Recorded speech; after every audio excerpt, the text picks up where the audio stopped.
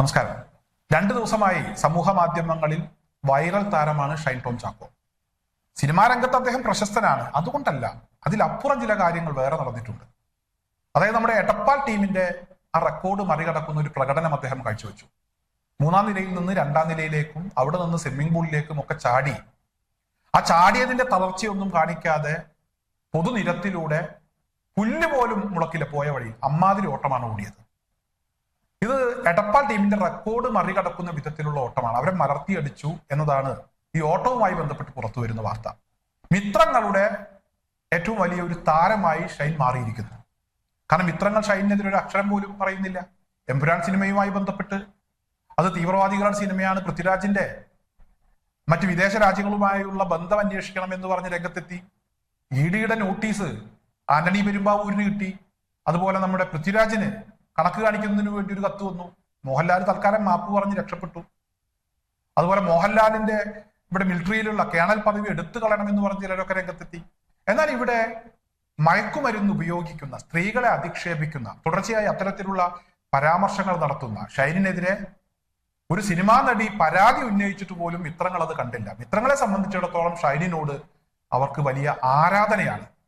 മിത്രങ്ങൾ തന്നെയാണ് ഷൈനിന് ഒരു പ്രത്യേക താരസിംഹാസനമൊക്കെ പണിത് ഇപ്പോൾ ഷൈനിനെ അതിലിരുത്തിയിരിക്കുകയാണ്. അവരുടെ മനസ്സിൽ ഷൈനിന് ഇപ്പോൾ വലിയ സ്ഥാനമാണ്.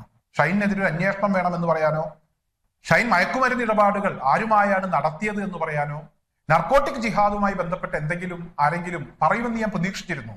അതും ഉണ്ടായില്ല. ഓലപ്പാമ്പ് കാണിച്ച് പേടിപ്പിക്കേണ്ട, കഴിഞ്ഞ 10 കൊല്ലമായി കേസ് നടത്തുന്ന ആളുകളാണ് ഞങ്ങൾ എന്നാണ് ഷൈനിന്റെ അപ്പൻ ചാക്കോ ചേട്ടൻ ഇന്നലെ മാധ്യമങ്ങളോട് പറഞ്ഞത്. അതുപോലെ തന്നെ പോലീസ് അവിടെ എത്തിയപ്പോഴും പ്രത്യേകിച്ച് പ്രശ്നങ്ങളൊന്നുമുള്ള രീതിയിലുള്ള ഒരു പരാമർശം ചാക്കോ ചേട്ടന്റെ ഭാഗത്തു നിന്നുണ്ടായില്ല. ഇന്ന് പോലീസ് സ്റ്റേഷനിൽ ചെല്ലും, അന്വേഷണവുമായി സഹകരിക്കും എന്നൊക്കെയായിരുന്നു അദ്ദേഹത്തിന്റെ പ്രതികരണം. ഇന്ന് പോലീസ് സ്റ്റേഷനിൽ എത്തിയപ്പോൾ ഷൈൻ പോലീസ് കാണിച്ച ആ ഓലപ്പാമ്പിനെ കണ്ട് പേടിച്ചു. കാര്യങ്ങളൊക്കെ തുറന്നു പറഞ്ഞു. മെത്താഫെറ്റമിനും കഞ്ചാവും ഒക്കെ സ്ഥിരമായി ഉപയോഗിക്കാറുണ്ട്, ഇതിന്റെ ഇടപാടുകൾ നടത്താറുണ്ട്, പലരുമായി ബന്ധമുണ്ട്.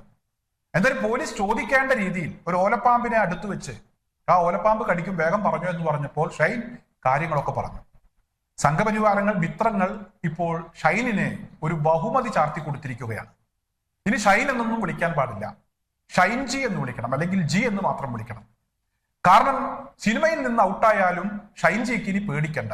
ജി ഇനി എടപ്പാൾ ശാഖയുടെ മുഖ്യ ചുമതലക്കാരനായിരിക്കും, മുഖ്യ പരിശീലകനായിരിക്കും. കാരണം അത്രമാത്രം സംഘപരിവാരങ്ങളുടെ മനസ്സിൽ നമ്മുടെ ഷൈൻ ജി ഇടം പിടിച്ചു. അമ്മാതിരി ഓട്ടമാണ് ഓടിയത്.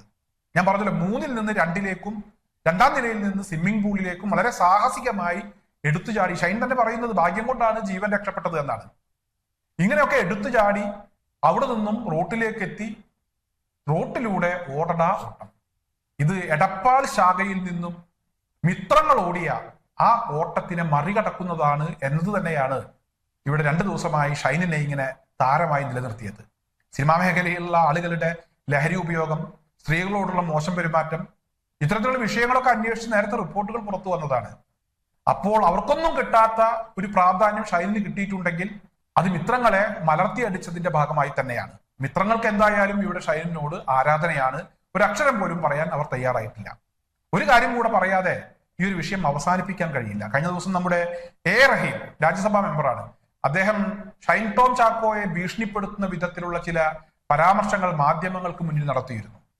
ഷൈൻ കേരളം ഭരിക്കുന്നത് ആരാണെന്ന് തിരിച്ചറിയാൻ ശ്രമിക്കണം, വെറുതെ കളിക്കണ്ട എന്നൊക്കെയാണ് റഹീം പറഞ്ഞത്. റഹീമിന്റെ ആ വാർത്തക്കടിയിൽ, ആ ഒരു പരാമർശത്തിനടിയിൽ ഒരുപാട് കമന്റുകൾ പ്രത്യക്ഷപ്പെട്ടിരുന്നു. അത് വായിക്കാൻ നിന്നാൽ ചിരിച്ച് മരിക്കും. അത്തരത്തിലുള്ള കമന്റുകളാണ്. എന്തായാലും ആരെയൊക്കെയാണ് റഹീമും അതുപോലെ തന്നെ കേരളം ഭരിക്കുന്ന ആളുകളും താങ്ങി നടക്കുന്നത് എന്ന കാര്യം നമുക്കറിയാം. മുകേഷിനെ പോലുള്ള ആളുകളെയൊക്കെ അങ്ങ് മറന്ന് ഇപ്പോൾ ഷൈനിന്റെ മേത്ത് കുതിര കയറാൻ നിൽക്കുകയാണ്. എന്തായാലും ഇതൊക്കെ പൊതുജനം കാണുന്നുണ്ട്. റഹീം വെറുതെ ട്രോളുകൾ ഏറ്റുവാങ്ങാൻ നിൽക്കരുത്. ഇമാതിരി കാര്യങ്ങളൊക്കെ പറഞ്ഞാൽ പൊതുസമൂഹം ഇവിടെ ഷൈനിനോടൊപ്പം പോകും. കാരണം ഷൈനിനേക്കാൾ അപ്പുറത്തെ പുള്ളിയാണ് മുകേഷൊക്കെ. അതൊക്കെ ഇവിടെ റഹീം മനസ്സിലാക്കാൻ ശ്രമിക്കണം. ഹേമ കമ്മീഷൻ റിപ്പോർട്ട്, ആ റിപ്പോർട്ടിൽ ആരെയൊക്കെ കുറിച്ച് പറഞ്ഞു എന്നൊക്കെയുള്ള കാര്യം നമുക്കറിയാം. എന്തായാലും അതിന്റെ ചില ഭാഗങ്ങൾ മറച്ചു വെച്ചുകൊണ്ടാണ് അത് പബ്ലിഷ് ചെയ്തത്. ആ റിപ്പോർട്ടുമായി ബന്ധപ്പെട്ട് നടപടി വൈകിപ്പിച്ചു എന്നൊക്കെയുള്ള ആരോപണങ്ങൾ ഈ ഗവൺമെന്റ് നേരിടുന്നുണ്ട്. അതും ജനങ്ങൾ മറന്നിട്ടില്ല എന്ന കാര്യം റഹീം ഓർക്കാൻ ശ്രമിക്കണം എന്ന് മാത്രമാണ് എനിക്ക് ഈ അവസരത്തിൽ അഭ്യർത്ഥിക്കാനുള്ളത്.